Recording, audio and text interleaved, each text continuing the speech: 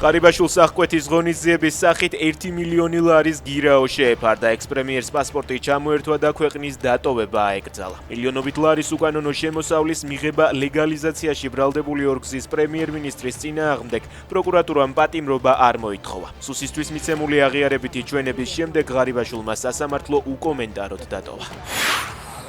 ექს-პრემიერი, რომელმაც აღიარა, რომ მილიონობით ლარის შემოსავალს უკანონოდ წლები იღებდა, ადრე მასთან დაკავშირებულ საეჭვო თანხებს შეძლებული ოჯახით ხსნიდა. კანონმდებობაზე ყოფნის დროს ჟურნალისტების კრიტიკულ კითხვებზე პასუხობდა, რომ გაჭირვებული არასდროს ყოფილა, ბიუჯეტიდან კი ერთი თეთრიც არ აუღია.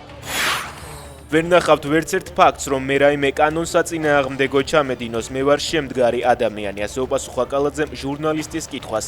ავსებს თუ არა დეკლარაცია სწორად და ელოდება თუ არა, რომ ამ მოტივით მომავალში მასზეც დაიწყოს სისხლის სამართლებრივი დევნა. ექს-პრემიერი, რომელიც წლების წინ იგივე ამტკიცებდა, სუსის თქმით დღეს აღიარებს, რომ წლები უკანონო შემოსავალს იღებდა და დეკლარაციას არასწორად ავსებდა.